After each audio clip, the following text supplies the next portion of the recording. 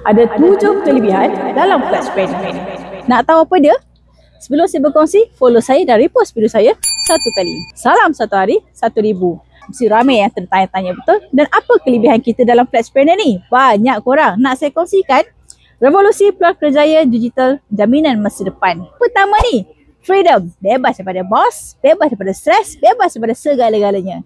Yang kedua, flex time. Anytime, anywhere and anyone. Yang ketiga, flex task. Copy and paste saja. Yang keempat, flex income. Unlimited guys. Yang kelima, support system. Business autopilot system. Semuanya dah ada. Ikut saja. Yang keenam, reward and incentive. Banyak kelebihan yang kita nak kongsikan pada korang.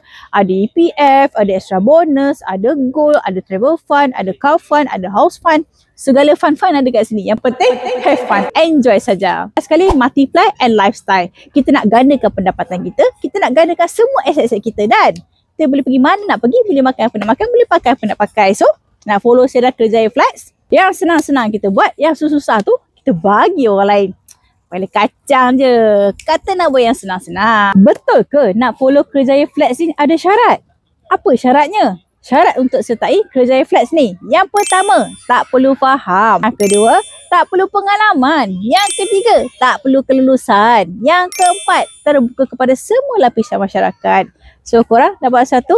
Hari ni kita buat yang senang-senang je bos. Semua orang boleh buat dan boleh capai apa yang kita nak capai. Jangan hari ni kita letakkan halangan dalam kehidupan kita.